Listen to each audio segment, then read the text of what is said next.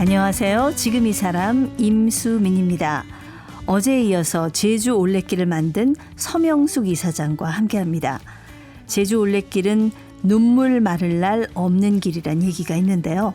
길을 걸으면서 지치고 힘든 자신의 길을 쏟아내는 분들이 많다고 합니다.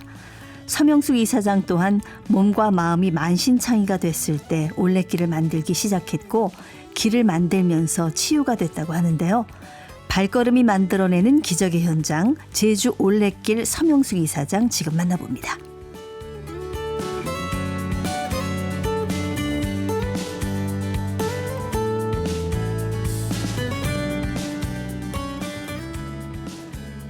네, 제주 올레길 서명숙 이사장님 함께 하셨습니다. 안녕하세요. 네, 안녕하세요. 네. 아유, 반갑습니다. 네. 지난 시간에 우리 제주 올레길 이제 얼마나 세계적인 명소가 됐는지, 얼마나 많은 또 외국에서 찾는지 그런 얘기도 해 주셨습니다만 아직도 이 방송 들으시는 분 중에는 내가 제주 올레길 가서 맛만 한번 봤는데, 내가 아직 못 걸어봤는데, 나도 언제 한번 걸어보고 싶은데, 이런 분들 많으실 것 같아요. 그래서 오늘은 조금 친절하게 설명을 해 주셨으면 좋겠는데, 제주 올레길 코스가 27개잖아요. 네. 그중에서 제일 인기 코스, 올레꾼들한테 제일 인기 있는 코스는 어딘가요? 되게 7코스, 서귀포 쪽에 있는 7코스, 처음부터 그 길이 좀 알려지고 가장 대중적으로 알려지다 보니까 그 코스를 많이들 오시는데. 왜 이렇게 좋아하시죠, 이 코스를? 일단 진입장벽이 제일 좀 서귀포 그 도시에 가까이 있고, 네. 그다음에 이 정방폭포, 천재폭포 이런 데랑 가까운 데예요. 7코스가. 네. 그러다 보니까 이제 일반 단체들도 많이, 한마디로 단체 버스가 많이 와서 네. 내려놓고 가고. 접근성이 좋군요. 한두 시간 이렇게. 네. 그러다 보니까 그 7코스를 어떤 입문 코스로 맛보시는 분이 많은데, 네. 저는 솔직히 제주올레의 모든 코스는 다 각기 나름의 다른 매력이 있어요. 제주도가 사실은 동서남북이, 동서로 굉장히 긴 섬이고 남북으로는 한라산이 가로막혀 있어요. 네. 그러다 보니까 동과 서, 남과 북이 굉장히 뚜렷하게 많은 부분에서 차이가 나요. 달라요. 예. 같은 섬인데도. 네. 같은 섬 안에서 뭐가 그렇게 다르겠냐 하지만 지형도 좀 다르고 여러 가지가 좀 다른데 그 다른 맛을 골고루 느껴보셨으면 좋겠고 어느 코스가 딱 저는 추천하라면 절대 안 해요. 네. 각자 취향이 다를 수 있고 느낌이 다를 수 있다. 네. 그래서 그러는데 좀 처음 입문하는 분한테는 5, 6코스가 가장 무난하게 좀 덜 힘든 코스일 거예요. 5, 6. 조금 서귀포에 가까이 있는. 네. 체력에 자신이 없는 분들이 네. 시작하기에는 5, 6코스가 조금 만만하다. 네네. 아이들 데리고 걷기도 네. 좀 좋고 그런 데인데. 좀 반대로. 네. 조금 여기는 좀 대비를 하고 오셔야 될 것 같다. 난도가 좀 있다 하는 코스는 어디입니까? 9코스의 그 9코스 대평포구에서 출발해서 단산이라는 제법 높은 산을, 대부분은 오름이라 그러잖아요. 네. 산은 조금 높은 곳을 산이라고 하는 경우가 많은데 단산이라는 코스를 올라야 되는데 거기는 왜 올레가 평지를 중심으로 간다면서 이렇게 높은 데를 올려보내 막 이렇게 불평하시는 분도 올라가면 이래서 올라오게 했구나 싶을 정도로 올라온 보람이 있게 쫙 아름다운 바다뷰가 한눈에 쫙 제주도 남서부의 절경이 한눈에 쩌르륵 펼쳐지는 곳이에요. 그 단산에 딱 올라가면은 네. 힘들게 올라갔던 네. 그 고생이 그냥 사라져버릴 네. 정도 네. 아름다운 그냥 바다 풍광이 펼쳐지는군요. 네. 그 9코스. 네. 그리고 또 하나는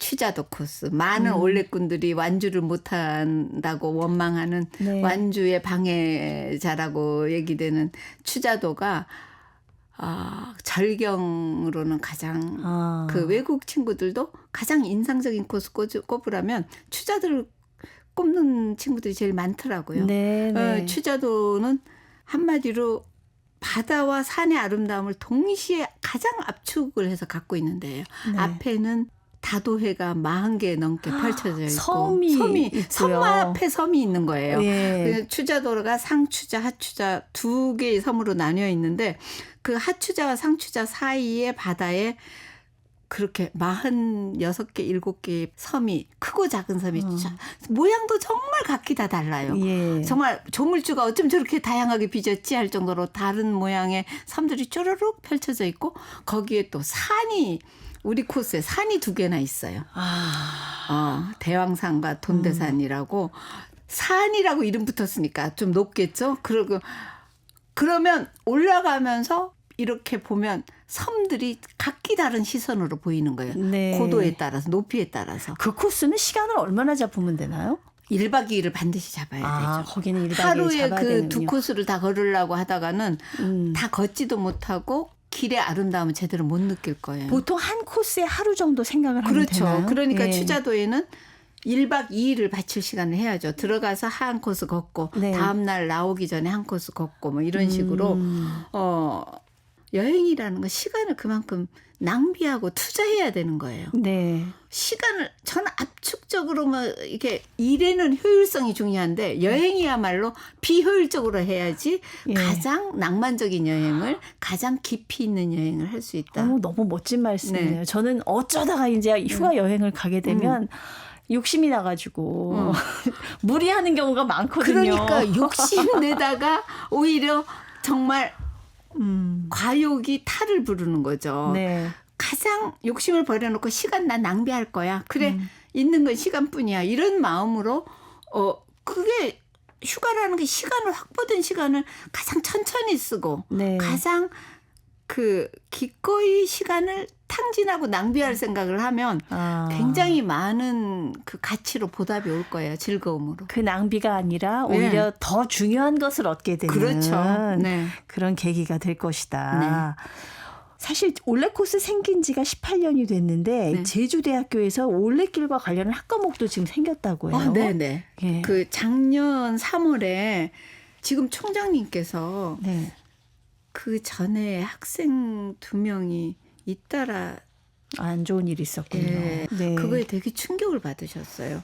왜 이렇게 학생들이 근데 이게 어느 대학에서만 벌어지는 게 많은 대학에서 이런 일들이 젊은 층들의 지금 자살률이 굉장히 높거든요. 네. 너무 중고등학교 때 공부만 하다가 갑자기 대학 들어가서 이런저런 오는 충격을 감당하지 못하고 굉장히 이렇게 남들하고 비교하면서 되게 네. 자신감 없어지면서 우울증으로 빠져드는 학생들이 되게 많나요. 네. 10%가 지금 우울하다는 얘기 통계도 잡히고 이러고 있는데 그 총장님이 거기서 충격을 받으셔서 이 학생들에게 뭔가 다른 시선, 다른 어떤 사고, 다른 창을 열어줄 수는 없을까 고민하시다가 올레길을 하나의 중요한 대안으로 발견하신 거예요. 네, 네. 그래서 올레길과 자아성찰이라는 과목을 하나 설치합시다. 신설합시다 하고 교수님들을 설득하시고 같이 의논하고 설득해서 작년 3월에 처음 교양 과목으로 한 과목짜리 개설을 하셨어요. 그럼 학생들이 올레길을 걷는 겁니까? 걷는 거죠. 한 네. 5차례, 6차례쯤 걷고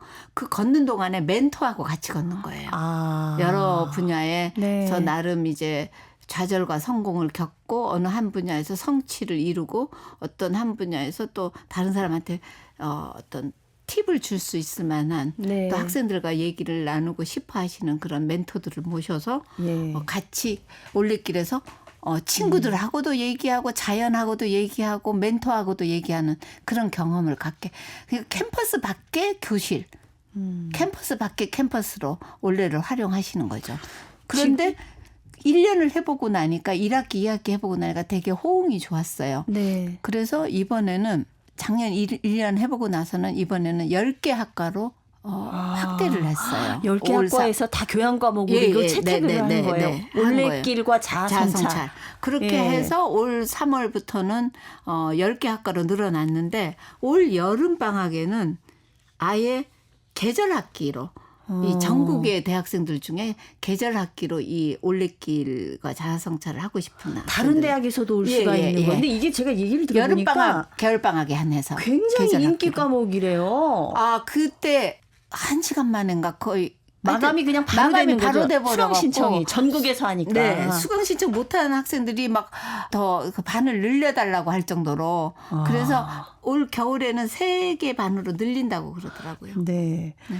이 참 제주 올레길 걷기가 대학 교과까지 개설된 거 보면은 어떻게 보면 또 하나의 학문이 됐는데 말이죠. 그럼요. 저는 예. 하버드의 행복학이 그 엄청나게 지금 세계적으로 유명한 그 어떤 학문적으로 정립이 될 정도로 이게 굉장히 유명한 인기 과목이 됐는데 아마 제주대학의 올레길과 자아성찰도 시간이 좀 흐르면 세계적인 과목이 되지 않을까 저는 생각해요. 대학 입장에서도 대학을 알리는데 이만한 게 또 그렇죠. 있을까 싶은 생각이 듭니다. 내놓은 길을 저는 제주의 자연과 제주의 마을과 제주의 해녀를 다 그 구슬을 원래 사단법인은 그걸 꿰는 역할을 해서 인프라를 만들었다면 제주대학은 그걸 잘 활용하고 있는 거죠. 프로그램으로, 콘텐츠로.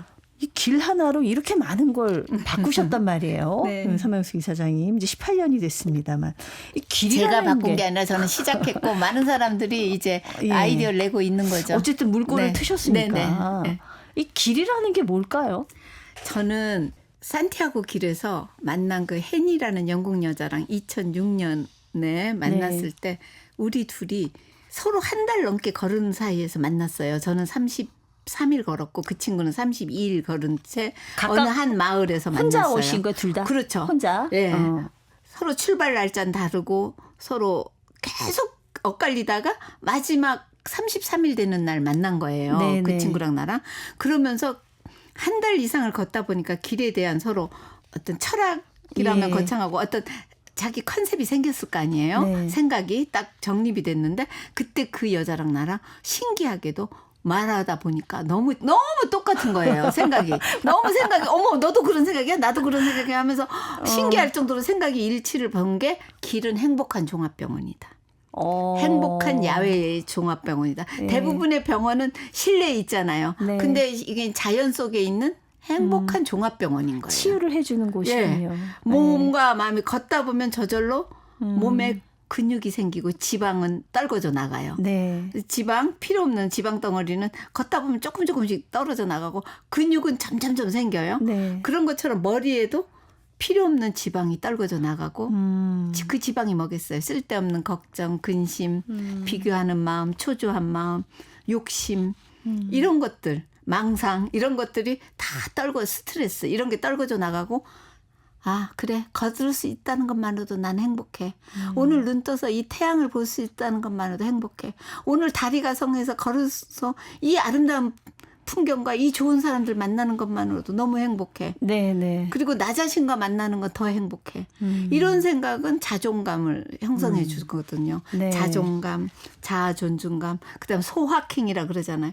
그런 게 저절로 생겨나요. 그게 마음의 근육인 거죠. 산티아고 순례길에서 마지막 날 만난 그 헨이라는 마지막 3일 전에 만났어요. 3일 전에 만난 헨이 씨라는 분을 만나고 그런 깨달음을 얻고 그럼 한국에 돌아오자마자 이 올레길을 만들어야겠다라고 생각하신 거예요? 그때 헨이랑 말하면서 만들어야겠다 생각은 했어요. 헨이랑 얘기하는 중에 헨이가 자기는 길을 만들 거래요.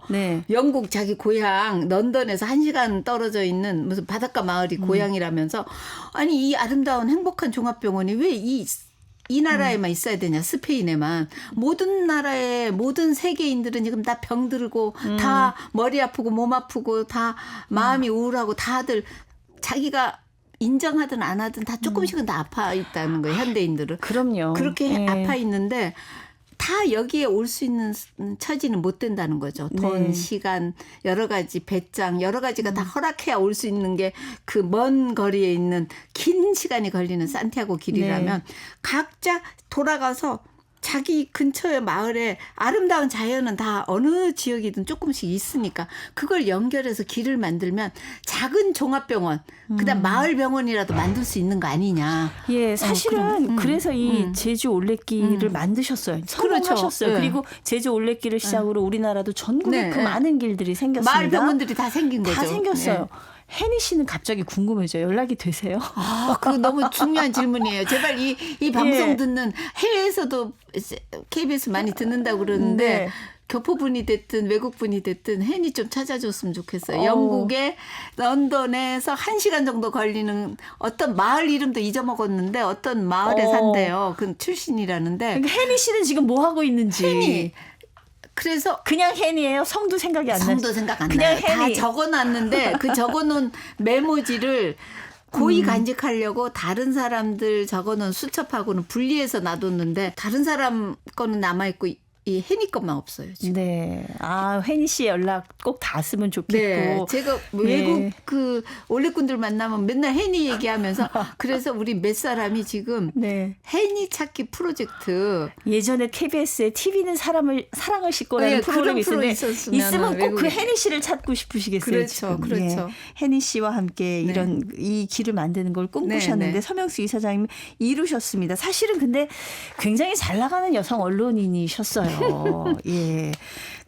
참 그 잘 어려운 나가는 건 시절에 모르겠고 엄청 전투적으로 열심히 일은 했죠. 뭐 시사주간지 편집장도 네. 하시고 굉장히 그 최고의 타이틀을 계속 최초의 여성 정치부장 뭐 편집장 네. 다 하셨는데 어느 순간 그걸 다 놔버리셨다고 그러더라고요. 네. 번아웃이 찾아왔다. 네, 네. 그리고 나서 이 걷기 시작을 하셨다고 네, 그러는데 네. 그때 어떤 상태셨어요? 얼마나 힘드셨길래? 너무 힘들었어요. 저는요. 네. 이 타고난 집안의 체력이 이제 아버지는 저 최북단 무산 출신이고 이북 북한 쪽에 실향민이시군요. 예. 그리고 돌아가실 때까지 고향을 한번 못 가보셨죠. 어머니는 최남단 제주도 민속마을 성읍리 출신이신데 네. 그런 양쪽의 그 강한 DNA 변방의 DNA를 받아서 저희들이 체력이 되게 좋은 편이었는데 그 체력을 일하면서 다 써버린 거예요.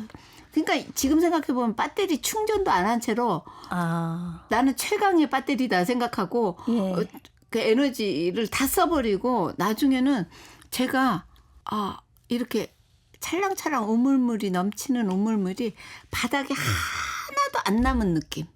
왜 이 바가지로 퍼내려고 하는데 박박 거리는 소리만 나는. 마중물이 없으니까 예. 아무리 펌프질해도 뭐 물 한 아무것도 방울 안 나오는 거죠. 거예요. 예. 옛날에 그렇게 찰랑찰랑 이게 넘쳤던 물이 다 퍼내서 쓰기만 해서 아무 물이 한 방울도 안 남아 있는 느낌을 받았었어요. 요즘 뭐 번아웃 하는데 예. 번아웃이 찾아온 겁니다. 예. 저 회사에 출근하는데 스크루지가 왜 이 쇳덩어리 발에다 차고 예. 걸었던 제가 발에 쇳덩어리 차고 걷는 느낌이었어요.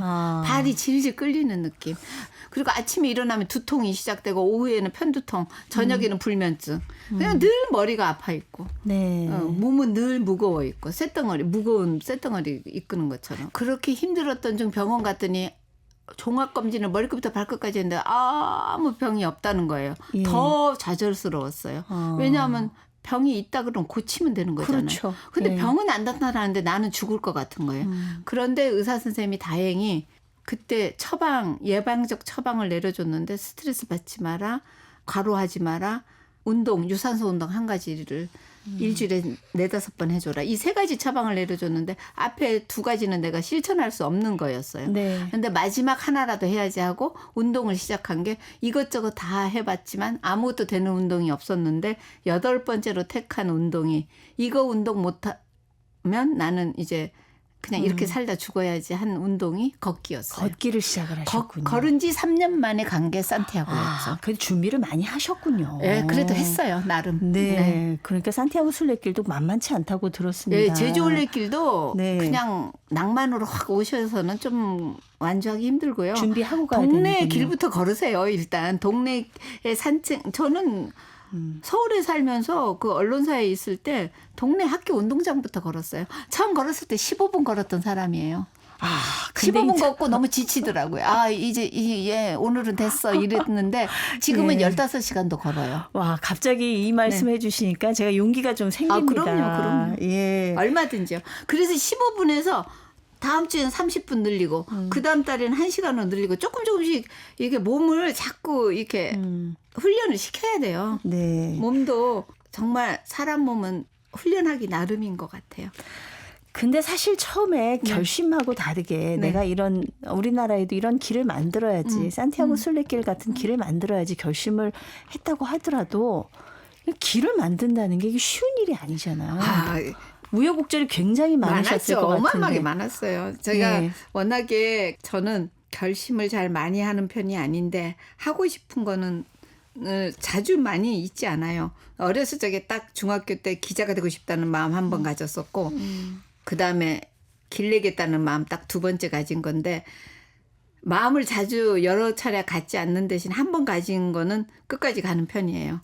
그리고 너무 뜨거웠어요. 그때 길을 내고 싶은 마음이 너무 뜨거웠기 때문에 너무 내가 길에서 구원을 받았다 생각하니까 이런 길이 제주도 더 아름다운 곳에 내 고향에 낼 수 있다는 그 생각만으로 너무 흥분이 되고 너무 마음이 뜨거워져서 뭐 소소하게 구체적인 어려움은 생각할 겨를이 없었어요. 그게 머릿속에 들어오질 않았어요.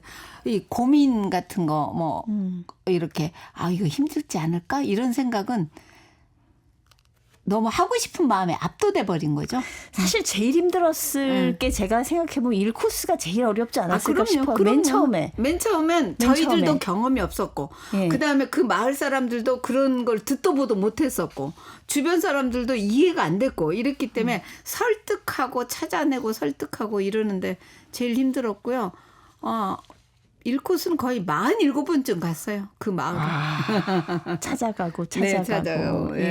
다시 가서 설득하고 뭐 하고 하는. 사실 제주 올레길이 처음에 생기고 뭐 선풍적으로 많은 분들이 관심을 갖고 중간에 사실은 동네 분들이 좀 피로감을 호소하거나 뭐 이런 뉴스도 제가 본 적이 있습니다. 지금 다시 또 그런 단계를 거쳐서 좀 성숙해 나가는 과정이 아닌가 싶은데 지금 좀 제일 힘든 건 어떤 겁니까?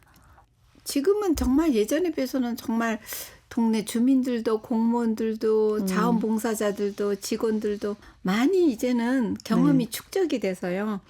서로 좋은 경험, 나쁜 경험, 힘든 경험 뭐 이런저런 경험이 축적이 돼서 지금은 다들 그 예전에 비해서는 뭐 어려움이 전혀 없는 건 아니지만 굉장히 협조적으로 잘 가는 편이에요.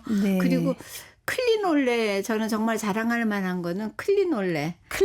네, 올레길에서 쓰레기를 주우면서 다니는 건데 이게 10년도 더 된 일이에요. 그런데 클린올레로 완주하시는 분도 계세요. 그러니까 걷는 것만으로도 힘든 일인데 자기가 걸으면서 길에 버려진 쓰레기 누가 버렸든 이거 관광객이 버렸든 마을 주민이 버렸든 또 다른 올레꾼이 버렸든 그걸 다 주우면서 다니는 거예요. 너무 멋집니다. 자기한테 이런 기쁨과 감동을 주는 이 길이 온전하게 보존되길 바라는 마음으로 그렇게 환원을 하는 거죠. 마음의 환원을. 이 제주 올레길이 지금 반응이 좋아서 해외 수출도 하고 있다고 들었습니다.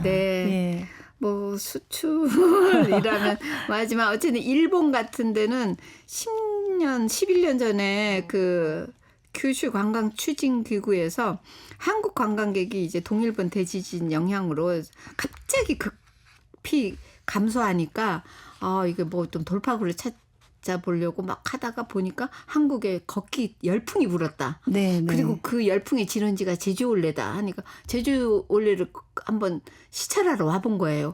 보고서는 자기네도 길을 만들고 싶다고. 그래서 저희들한테 지도 편달을 바란다고 컨설팅을 바란다고 해하고 올레길 이름도 쓰고 싶다고 그래서 그러면 이름을 써야 된다면 로열티를 내라. 그리고 길은 정확하게 제주 올레가 내는 방식 그러니까 자연 환경을 절대로 하나도 건드리지 않고 제주 올레 철칙 첫 번째 철칙이죠. 자연 그대로 간다. 나무 한 그루 베어내지 않는다. 그리고 그 길에 필요 없는 쓸데없는 공사하지 않는다. 포장하고 이런 거 하지 않는다. 그 자연이 있는 그대로 존중하면서 사람 한 사람이 걸을 수 있는 1m 안쪽의 길을 이어주는 게 우리의 길내기 원칙이다. 우린 길을 만드는 게 아니라 이어주는 개념이거든요. 기존에 다 사람들이 걸어 다녔잖아요. 원시인 시절부터. 그 걸었던 그 길을 그냥 이어주는 거예요. 그런 거를 해서 일본에는 수출했고 몽골 같은 데는 어떻게 보면은 우리가 국제 협력의 차원에서 코이카를 통해서 어떻게 보면 길을 선물해 준 거죠. 아, 그 노하우를 정반대예요. 그냥 전수해 주신 거군요. 전수해 준 거죠. 네. 방송 들으시면서 사실 올레길 걷고 싶은데 제주도 물가도 좀 비싼 것 같은데 뭐 어떤 분이 제주 올레길 전부 27개 완주하려면 1,000만 원 든다 뭐 이런 얘기도 있더라고요. 근데 그게 아닌가요? 정말 전 오해라고 생각해요. 네. 그는 뭐 매일매일 특급 호텔에서 주무신다면 뭐 그럴 수도 있을지. 그러니까 몰라도. 이제 사실은 좀 네. 저렴하게 완주하는 얼마든지 그 팁이 가능한 있다면 거죠. 그럼요. 있을까요? 저렴하게 완주하는 방법들. 그럼요. 네. 그럼요. 저도 이번에 와랑와랑 원정대 하면서 버스 타고 다녀요. 네. 대중교통수단 이용해서 다니시고 대중교통 이용해서 오시고 그리고 사실은 렌트카 이용하시면 오히려 올레길은 더 불편하세요. 왜냐하면 가서 또 찾아와야 되니까 딱 예. 이게 다시 택시 타고 가서 왕복길이 아니니까. 그렇죠. 예. 예. 자기 차 갖고 가면은 자기 차를 다시 찾으러 또 택시 타고 가야 돼요. 네. 그런데 버스 타고 가면은 거기서 내렸다가 다시 또 버스 타고 다시 본인이 가시면 돼요. 그런 네. 식으로 버스 타고 다니고 그러니까 돈이 있으신 분은 돈을 잘 쓰시는 방법으로 올레길을 걸으시면 되고요. 돈이 조금밖에 없다면 가장 대중적인 교통수단, 그다음에 가장 싼 숙소를 네. 잘 이용하시면 돼요. 네. 네. 제주에는 가장 비싼 것과 가장 싼 것이 다 동시에 존재합니다. 식당 역시 마찬가지고요. 잘 찾아보면 그런 집도 네. 있다고 하니까요. 열심히 발품 파시고 검색도 해보셨으면 좋겠습니다. 이제 2년 후면 제주 올레길 조성 20주년을 맞습니다. 네. 우리 이사장님 제주 올레길에서 앞으로 펼치고 싶은 더 큰 꿈이 있으시다면요. 저는 제 개인적인 꿈이자 우리 민족의 소망이기도 하다.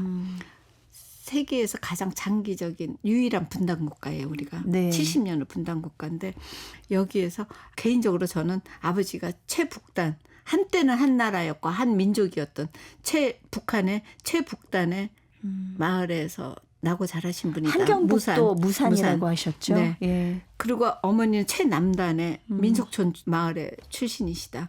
그래서 대한민국 최남단에서 최북단까지 분단국가의 벽을 넘어서 네. 그 아버지 고향까지 걸어가 보는 게 내 소원이다 그랬어요. 예. 언젠가는 북한하고 통일까지는 아니더라도 정말 제대로 된 평화협정을 맺어서 네. 북한까지 갈 수 있기를 아버지의 고향까지 어머니의 고향에서 아버지의 고향까지 걸어가는 게 저의 마지막 소원입니다. 그 가슴 벅찬 소원이 꼭 이루어지는 날이 오기를 온 국민의 바람일 겁니다. 바랍니다. 네. 이사장님 말씀 감사합니다. 네, 감사합니다. 네, 제주 올레 서명숙 이사장과 함께했습니다.